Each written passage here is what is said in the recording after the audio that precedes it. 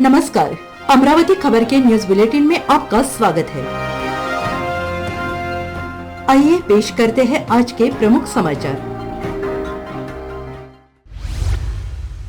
नमस्कार, मैं हूं आपके साथ नीलोफर अंसारी। आप देख रहे हैं अमरावती खबर, जहां देश विदेश से जुड़ी हर छोटी बड़ी खबर हम आपको दिखाते हैं सबसे पहले और सबसे सटीक।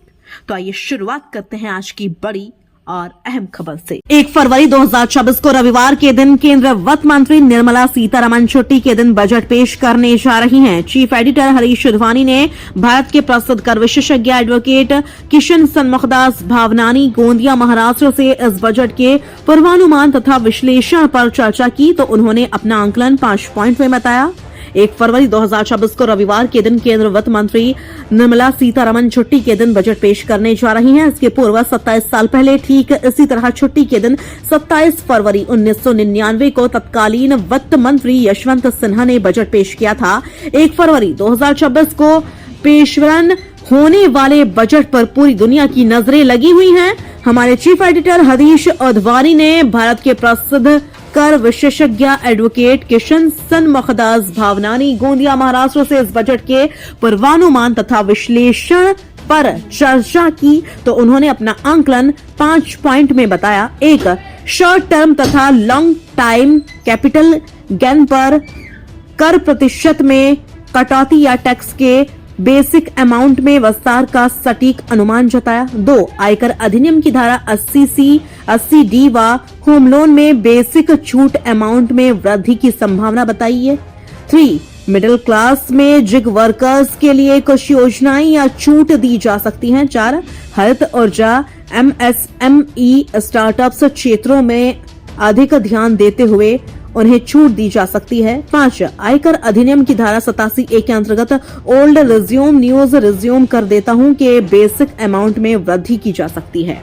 चैनल के सभी दर्शकों को मेरा प्रणाम वंदन। मैं एडवोकेट किशन सन्मुखदास भावनानी गोंदिया महाराष्ट्र से। साथियों, जैसा कि हम जानते हैं कि 1 फरवरी 2026 रविवार के दिन वित्त मंत्री माननीय निर्मला सीतारमण बजट पेश करने जा रही है। रविवार के दिन यह बजट दूसरी बार पेश हो रहा है। इसके पहले 27 फरवरी 2099 के दिन, यानी आज से 27 साल पहले माननीय वित्त मंत्री यशवंत सिन्हा ने रविवार के दिन बजट पेश किया था। उसके बाद अभी 1 फरवरी 2026 के दिन रविवार के दिन बजट पेश हो रहा है। इस बजट पर पूरे विश्व की निगाहें लगी हुई है। मैं अनेक वर्षों से हर बजट के बारे में पूर्वानुमान करता हूँ। वो पूरे बजट को एक 5 पॉइंटों में समेटता हूँ और अपना एक पूर्वानुमान बताता हूँ कि बजट में क्या होना चाहिए।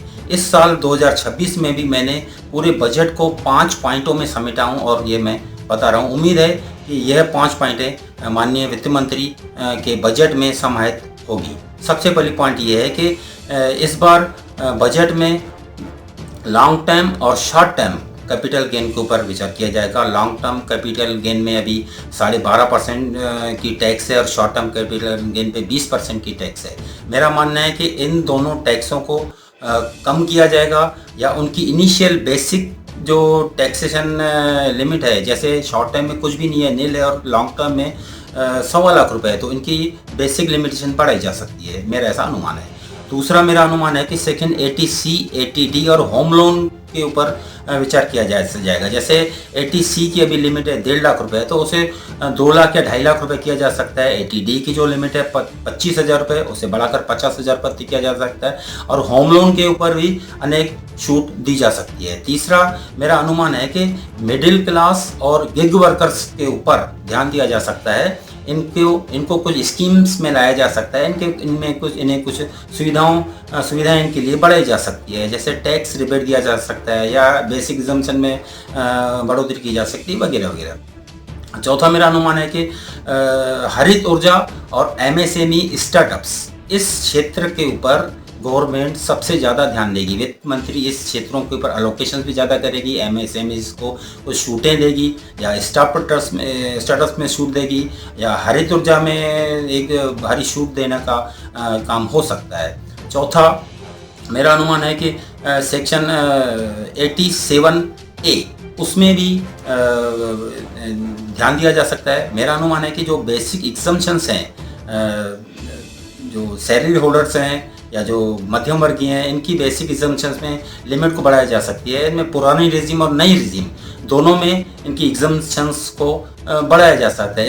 इस तरह हम देखते हैं कि हर साल जो छूट के दायरे रहते हैं अलग अलग रहते हैं। उम्मीद है मेरे ये टैक्स का जो मैंने अनुमान किया हूँ यह पूरा हो सकता है। बाकी तो हमें 1 तारीख को सवेरे 11 बजे ये चीज़ें पता चल जाएगी। आपका बहुत बहुत शुक्रिया। फिलहाल के लिए इस खबर में इतना ही। देश विदेश से जुड़ी हर खबर सबसे पहले देखने के लिए हमारे चैनल को सब्सक्राइब करें और हाँ, वीडियोस को लाइक व शेयर करना ना भूलें। नमस्कार।